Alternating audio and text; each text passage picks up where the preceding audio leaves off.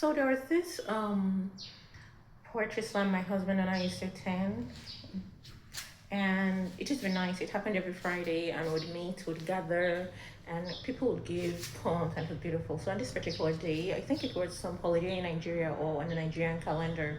It has to do with finance. I really cannot for the life of me remember what it was right now, but I remember it had to do with a financial holiday in Nigeria. And so during the poetry slam or spoken word slam, we had a microfinance representative come into the arena, and we had a competition, and it was like they were like anybody who would give a poem about finance in Nigeria would win 100 grand. Like there was going to be like 10 marks for rendition, 10 marks for um, stage presence and creativity, and then I think about 30 or 20 marks for a poem that is actually about finance in Nigeria. You get right? Yeah.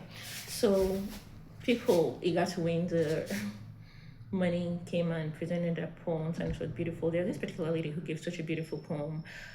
I was so jealous. Like she spoke on Africa, and I fell in love with Africa all over again. It was so beautiful. Her stage presence, the cadence of her words, and everything was just top notch. Like she got a standing ovation.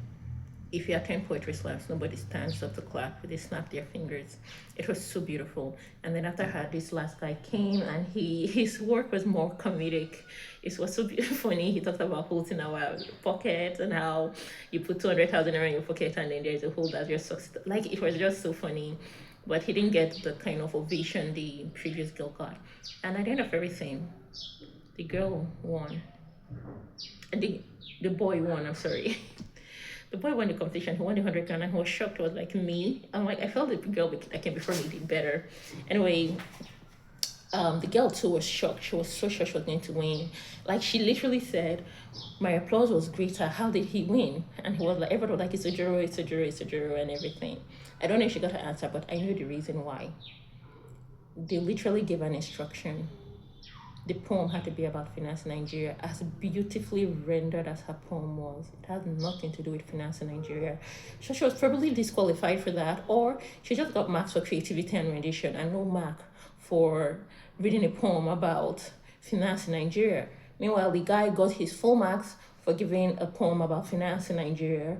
Probably she got money for a bit marks for stage presence and creativity. So as much as her poem was great, it had nothing to do with what the instruction, and instructions are so important, and you're told constantly in school, read the instructions before you start writing the exams, because you could miss the point entirely. Especially as Christians, sometimes we're so focused on the work we do in the church, and we get applause, and those applause make us think, it makes us think we're doing well.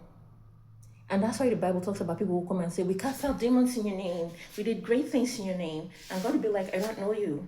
Because you made the point. You get into heaven by the blood of the Lamb. They were pleading their case with what they had done, what they had achieved. Meanwhile, their only plea was, Jesus died for me. That is your only plea to get into heaven. Jesus died for me. The instruction is that you accept Jesus as your Lord and Savior. So when you're entering heaven, your ticket is Jesus' blood. Stephanie.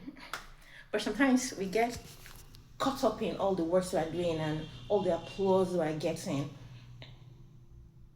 But this one thing, the most needful thing, we forget it, we neglect it. And not just in Christianity, even in life in general, we do this as well. We get distracted with applauses of men, but we don't obey instructions. Back in school, secondary school, during like biology, you had these diagrams you had to draw and label. And I remember a lot of times we were more focused on getting a very beautiful picture of a worm or hibiscus plant. We were more interested and spent a lot more time during exams or tests to draw the perfect diagram and not getting the labelings right. And that was the most important thing. No matter how whacked your diagram was, if you got the labels, you'll get the full marks. But you see people with the most beautiful diagram of a worm or the cross section of a flower, and they had no idea the different parts. And guess what? Zero. And we get distracted with beauty, we get distracted with presentations, we forget the main thing, the thing that actually matters. The instruction. The instruction is to label it. The instruction was a poem on finance. The instruction is to come to Christ, not to do plenty works for Christ. And while it's nice to have a beautiful diagram, while it's nice to have a beautiful rendition, while it's nice to do a lot of work for Christ, if you miss the instruction, if you miss the main part of it, you've lost out. And no matter what applaud the world gives you, no matter how your classmate says, oh, your diagram is so beautiful, come and draw mine for me, no matter how much the pastor promotes you and brings you on stage to pray for you, if your poem is not about finance, if you do not have Jesus, if you cannot label the diagram, you've lost all the marks. You've missed the mark. I hope this helps someone so that it teaches us not to major on minors, but to focus on the main thing.